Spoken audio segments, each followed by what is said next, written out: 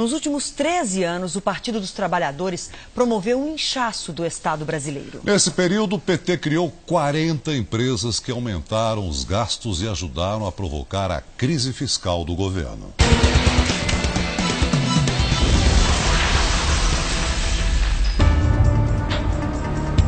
Governar é abrir empresas. Este bem que poderia ser o lema do PT no poder. Em 13 anos, Lula e Dilma criaram 40 novas estatais no Brasil. De seguradora a empresa de logística, de laboratório de biotecnologia a canal de televisão. Se funcionassem como empresas privadas, que dependem apenas do próprio caixa para sobreviver, muitas delas já teriam fechado as portas, pois operam no vermelho desde que entraram em operação. É o caso da Sete Brasil, a empresa criada para produzir navios para a Petrobras, que acumula prejuízo de 26 bilhões de reais. E a TV Brasil, a emissora pública criada em 2007, que acumula um rombo de 6 bilhões de reais. O Brasil apostou numa espécie de aventura expansionista, né? Ou seja, a velha ideia de tentar retomar o desenvolvimento do país com investimento público, a criação de estatais, não é? E aí eu acho que houve um estímulo ao consumo como grande saída do país. Eu acho que aí o Brasil se perdeu. O problema não é apenas a viabilidade financeira das novas empresas. Para uma estatal funcionar, é preciso gente para trabalhar. O número de funcionários das empresas públicas federais cresceu de 35 mil em 2002 para 67 mil este ano. É quase o dobro.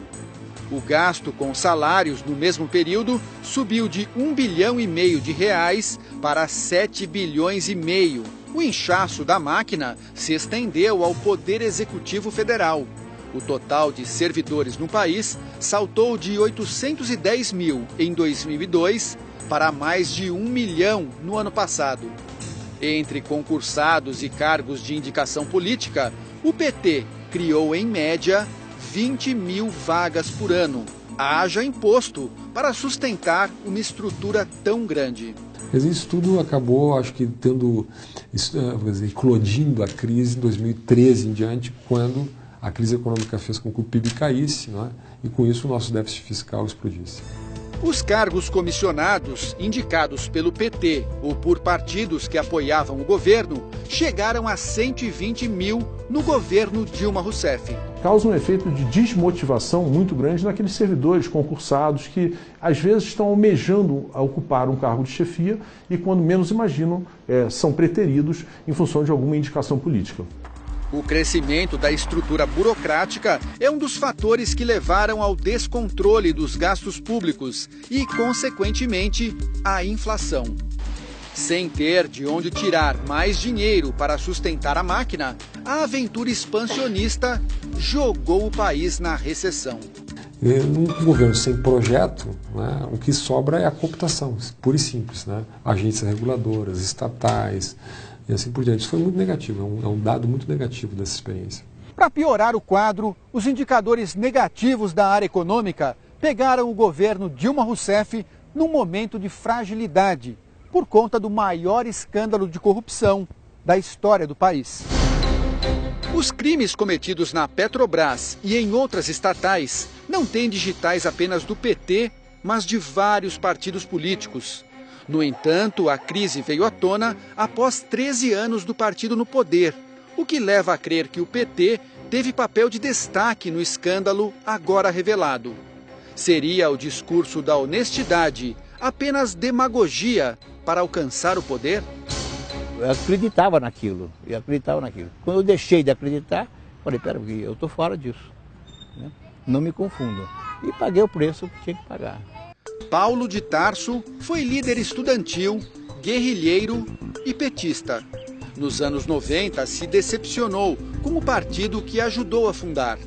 Na época, era secretário de Finanças em uma prefeitura petista no interior de São Paulo. Descobriu que havia um esquema de favorecimento em licitações para a empresa de consultoria do advogado Roberto Teixeira, amigo de Lula. Eu fiz tudo que tinha que ser feito.